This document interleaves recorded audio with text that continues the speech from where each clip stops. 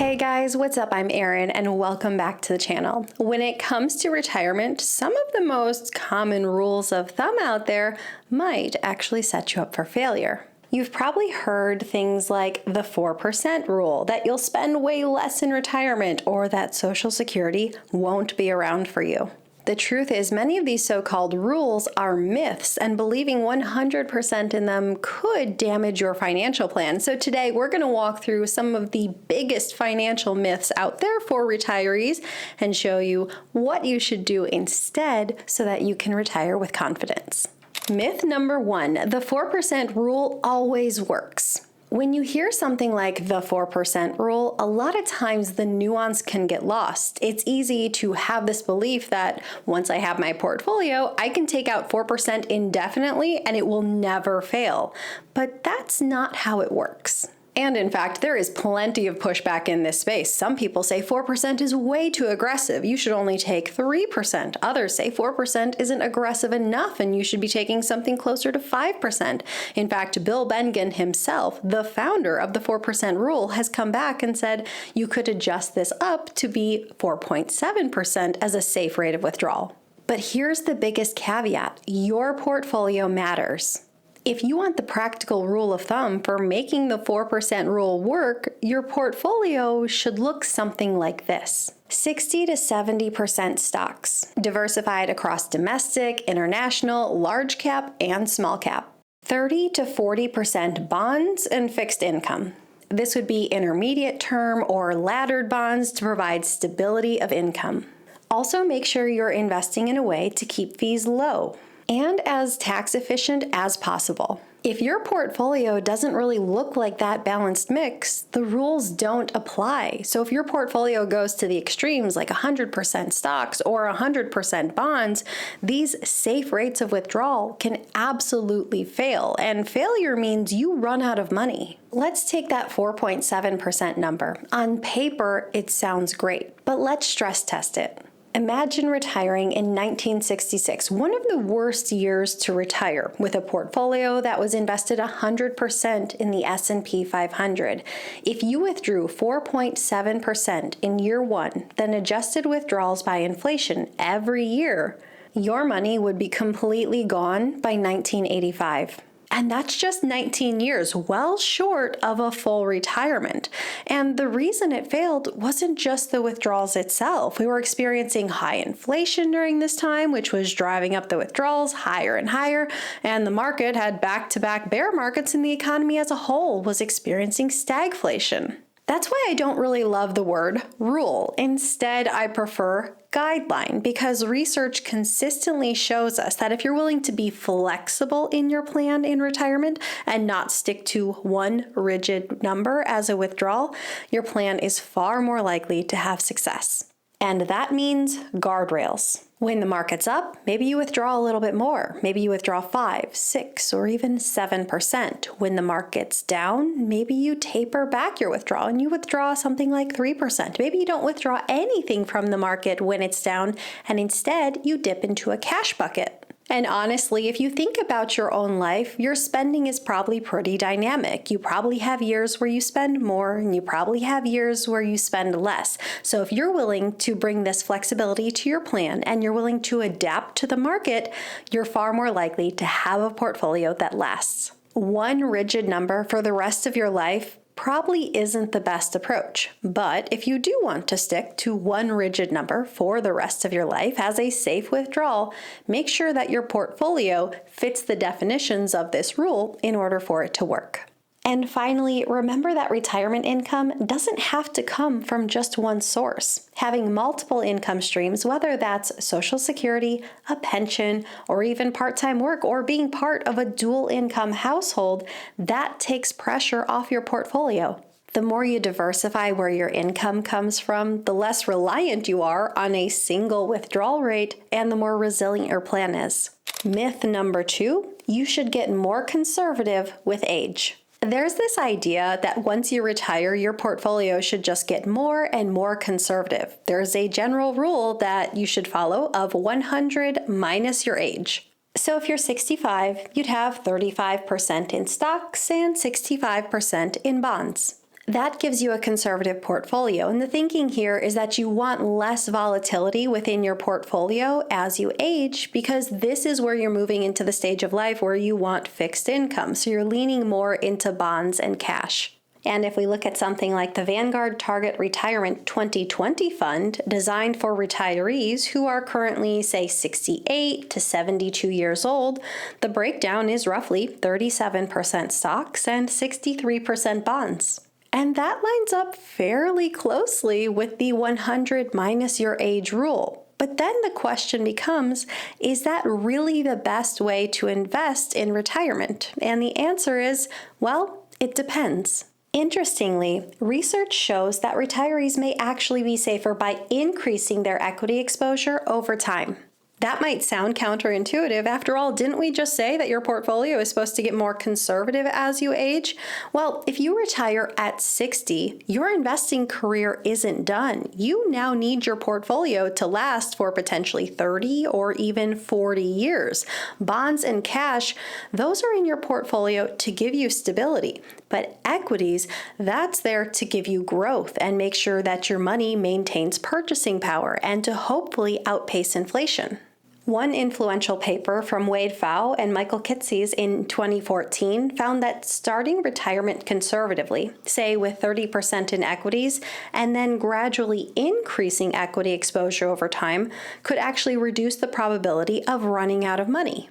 More recent research from the University of Maine has reinforced this idea, showing that if you have guaranteed income, like Social Security, a rising equity glide path can be optimal. And we've even seen this behavior in the real world. T. Rowe Price data shows that many older investors are, in fact, increasing their stock exposure later in life. Why would this make sense? Well, early in retirement is when your portfolio is most vulnerable to what is called sequence of returns risk. If the market drops while you're pulling out large withdrawals, you'll dig a hole that's tough to climb out of. Starting conservatively protects against that. And once you get past the riskiest years, then increasing your equities exposure can help to fuel the growth needed to help your portfolio last for the decades to come and outpace inflation. Of course, this isn't a free lunch because more stock exposure means you'll have a more volatile portfolio as you get older, and that's why it's so important to have guardrails in place. Things like cash buffers, flexible withdrawals, or even supplemental income so you're not forced to sell stocks at the worst possible time. Ultimately, the right allocation for you is the one that fits your lifestyle and your risk tolerance. I have what I like to call the pillow test. If your investments are keeping you up at night, you're probably invested too aggressively. At the end of the day, what you want to do is make sure that you have money for today, but also money for 10, 20, 30, or even 40 years down the road. Myth number 3, Social Security will be gone by the time you retire. This is such a pervasive myth, and it causes so much unnecessary fear. Let's be very clear. Social Security is not going to disappear. Could it change in the future? Absolutely. But completely eliminating it would be political suicide for any party. Here's the real issue. As it stands today, unless reforms are made, Social Security faces a funding shortfall by early to mid-2030s. If nothing is done, benefits would be reduced to about 70% of what's promised. That's a big cut, and nobody would want their paycheck to be slashed by 30%. But that's a big difference than saying benefits would vanish completely or that the system will cease to exist. And realistically, changes are far more likely. Lawmakers have dozens of levers that they can pull on to shore up the system. So the real debate is how they will fix it, not whether or not the program will cease to exist. So how should you think about this in your own planning? Well, it depends on your age. If you're in your 20s or your 30s, it's smart to plan as if Social Security won't be there. Now, that doesn't mean once you hit retirement that you won't receive any benefits. What it means is that you're building a conservative plan where you won't be reliant on Social Security. Once you get to that age, it's very likely that you'll receive benefits and they'll just be the cherry on top. If you're in your 40s, You can start to factor in Social Security into your plan conservatively. Create an account at ssa.gov, look up what your projected benefits are, and maybe you use a portion of that, maybe 50 or 70%. You work it into your plan, but you're still building a conservative plan. You're not 100% relying on Social Security. You're still putting the pressure on your investments, but you're starting to introduce it into your plan. If you're in your 50s or your 60s, that benefit amount you see on your statement is probably pretty darn close to the benefit you will actually receive once you start claiming. Any reforms that are introduced are less likely to affect you. They're more likely to be targeted at younger generations. The bottom line, it's always better to plan conservatively, save more than you think you'll need, and treat Social Security as part of your plan, not the whole plan. But we shouldn't be spreading this narrative that Social Security is going away. There isn't any credible evidence for that. Benefits are likely here to stay. We're just likely to see some changes going forward. Myth number 4, I'll spend way less in retirement and my taxes will be lower. There's this common idea that once you enter into retirement, that your spending just sort of falls off a cliff. For some people, that may be true. For others, not so much. The reality is that spending patterns tend to be a little bit sticky. People don't generally radically change their spending habits just because they retire. High spenders in their working years tend to be high spenders in retirement. Same with middle spenders in their working years tend to be middle spenders in retirement. And low spenders during their working years tend to be lower spenders in retirement. Economists tend to call this income persistence. A Federal Reserve Bank of Minneapolis study found that earnings rank tends to stick. People in higher income brackets are much more likely to stay there. And the Social Security Administration shows that if you're in the top 20% of earners mid-career, you're very likely to remain in that top tier later on. And a really big driver here is that higher earners tend to have a greater ability to save and invest. And then once they go into retirement, they have larger account balances. So this gives them a greater ability to spend. And when given that option, a lot of people exercise that ability. Social Security itself is progressive. It replaces a greater income share for lower income earners and a lower income share for higher income earners, but the higher income earners, they still end up with a larger check in terms of total dollars, and this gives them greater spending power. And when we look at the data, we just don't see a dramatic drop in spending. Instead, what we tend to see is a gradual taper or a gradual decline. On average, spending declines at a rate of 0.8%, so less than 1% per year for low and middle income earning households. For high income households, the spending decline is even less. That's why models from firms like Fidelity often assume you'll need to replace close to 100% of your pre-retirement income. But the truth is, you don't need to replace 100% of your income, but you likely do need to replace 100% of your spending, and that number is going to be specific to you, not some blanket rule. And if your spending looks similar in retirement, your tax bill may look similar too. In fact, for many retirees, it can actually go up. Why is that? Well, many of today's retirees took advantage of traditional investment accounts. Roth accounts weren't widely available until recent investing history. So many retirees find themselves today sitting on a lot of pre-tax investments. These accounts often grow untouched until a retiree reaches RMD age, or required minimum distribution, the point at which the government forces you to make a withdrawal.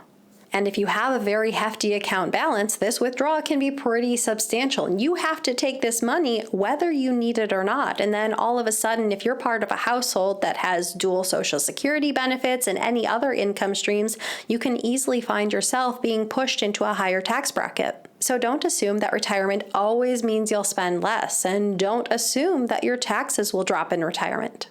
Plan conservatively, stress test your budget, account for RMDs and Social Security taxation, and build a plan that ensures your lifestyle is sustainable for decades to come. Myth number 5, I can just work longer if I fall short. If you hit retirement age and you look at your investment accounts and you think, these aren't quite where I would want them to be, the hope is that you would have the option to continue working longer to beef them up a little bit. but that's not always what happens. Roughly 60% of people are forced out of the workforce earlier than they expected, often due to layoffs, health issues, or caregiving responsibilities. And these are factors that are out of your control. And if you're forced into an early retirement and you feel like you're underprepared, well, now you're left with the stress and anxiety of wondering if your portfolio will really be able to sustain you. And here's the kicker. Those last few years right before you step away into retirement are often where your portfolio has the most growth potential. For example, if you had $500,000 invested in an S&P 500 index fund at the start of 2019 and you didn't add a single dollar more, by the end of 2024, that account would be worth about $1.3 million. That is incredible growth for just 5 years. And what might that mean in terms of retirement income? A $500,000 portfolio using a 4% withdrawal rule would give you about $20,000 per year.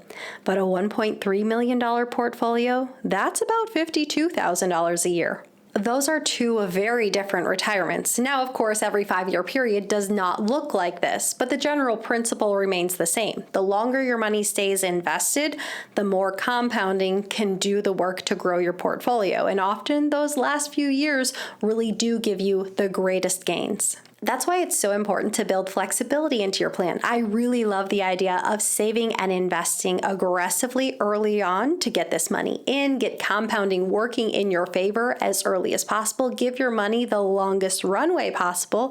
That way, if life throws you a curveball, whether that is a health issue, a job loss, you can take it in stride. And if you're forced into retirement earlier than expected, you don't have to settle for a retirement that's less than one you envisioned. The biggest danger in retirement planning isn't the markets. It's often believing myths that lead you off course. There's no one-size-fits-all rule. So let me ask you, which of these myths do you think is the most dangerous? Or is there one that you would like to add to the list? Leave your thoughts in a comment down below. I post new videos every single week. If you got anything at all out of this one, please give it a like. If you're new here, please consider subscribing. Or if you know of someone who might get something out of this type of content, please consider sharing. I'll see you soon. Bye. Hey guys, what's up? When you hear about something like the 4% rule, it's easy for the nuance to get lost.